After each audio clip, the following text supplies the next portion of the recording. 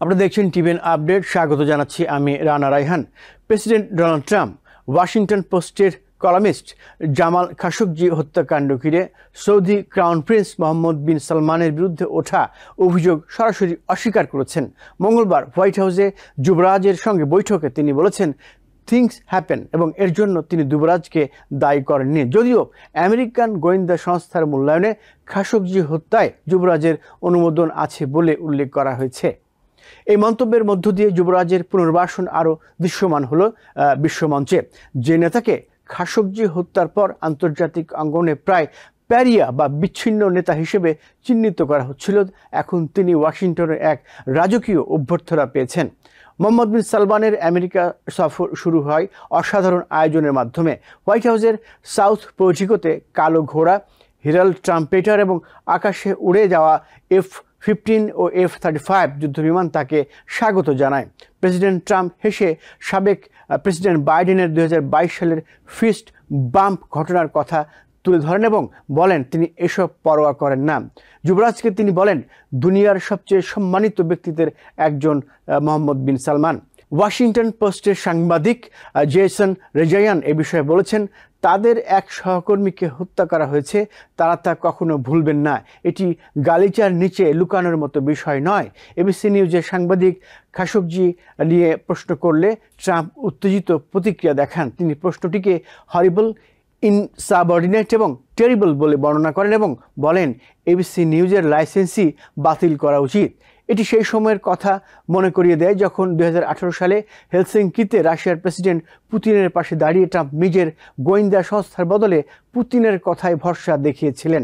মোহাম্মদ বিন সালমান খাশোগজি হত্যার দায় অস্বীকার করে বলেছেন ঘটনাটি বেদনাদায়ক এবং বড় ভুল, যার কোনো বাস্তব উদ্দেশ্য ছিল না। তিনি বলেছেন সৌদি আরব অভ্যন্তরীণ তদন্ত সম্পন্ন করেছে এবং ভবিষ্যতে এমন ঘটনা রোধে ব্যবস্থা নিয়েছে। ওভাল অফিস বৈঠকে যুবরাজ ঘোষণা দেন সৌদি আরব আমেরিকায় বিনিয়োগের পরিমাণ বাড়িয়ে 600 বিলিয়ন থেকে প্রায় $1 ট্রিলিয়ন করতে যাচ্ছে। এই বিনিয়োগ হবে মূলত কৃত্রিম বুদ্ধিমত্তা, বিরল খনিজ এবং প্রযুক্তি খাতে। ট্রাম্প বলেন তিনি সৌদির কাছে F-35 যুদ্ধবিমান বিক্রির অনুমোদন দেবেন। কয়েকজন রিপাবলিকান আইন প্রণেতা সতর্ক করেছেন F-35 বিক্রি মধ্যপ্রাচ্যের সামরিক ভারসাম্য নষ্ট করতে পারে এবং সৌদির ঘনিষ্ঠতার কারণে চায়না উন্নত প্রযুক্তি চুরি করতে পারে। সৌদির বিশ্লেষক আলী শিহাবি জানান যুবরাজ ইরানের প্রেসিডেন্ট মাসুদ পেজেশকিয়ানের একটি চিঠি ট্রাম্পের কাছে এনেছেন, যদিও এর বিষয়বস্তু প্রকাশ করেননি। এটি তেহরানের সঙ্গে নতুন কূটনৈতিক প্রচেষ্টার ইঙ্গিত হতে পারে। ট্রাম্প এর আগেও ইরানের সঙ্গে চিঠি বিনিময়ের মাধ্যমে আলোচনার পথ খুলেছিলেন। খাশোগজি হত্যার পর মোহাম্মদ বিন সালমানের ভাবমূর্তি আন্তর্জাতিকভাবে তীব্র সমালোচনার মুখে পড়ে। বাইডেন 2020 সালের প্রচারে সৌদিকে প্যারিয়া বলেছিলেন, কিন্তু ইউক্রেন যুদ্ধ শুরুর পর তেলের দাম নিয়ন্ত্রণে তাকে আবার রিয়াদের সহযোগিতা চাইতে হয় এবং গাজা ইস্যুতেও সৌদি আরবের সঙ্গে ঘনিষ্ঠ যোগাযোগ বজায় রাখেন।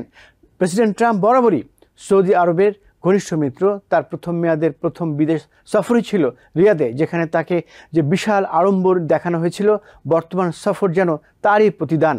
ক্ষমতার শুরুর দিকে মোহাম্মদ বিন সালমান রাজনৈতিক প্রতিদ্বন্দ্বীদের দমন, ইয়েমেন এবং কাতার ইস্যুতে তীব্র হস্তক্ষেপের জন্য সমালোচিত হয়েছেন।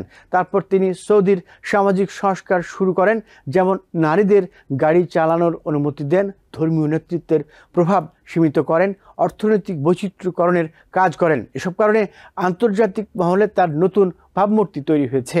প্রেসিডেন্ট ট্রাম্প চান সৌদি আরবকে আব্রাহাম অ্যাকর্ডসে যুক্ত করতে, কিন্তু যুবরাজ স্পষ্ট বলেছেন প্যালেস্টাইনের জন্য সুস্পষ্ট দুই রাষ্ট্রনীতি সমাধান ছাড়া রিয়াদের পক্ষে ইসরায়েলকে আনুষ্ঠানিকভাবে স্বীকৃতি দেওয়া সম্ভব নয়। তিনি বলেছেন তারা ইসরায়েলিদের জন্য শান্তি চান, প্যালেস্টাইনের মানুষের জন্যও শান্তি চান। নিউ ইয়র্ক থেকে সম্প্রচারিত TVN 24 টেলিভিশন বিশ্বজুড়ে বাঙালির কণ্ঠস্বর।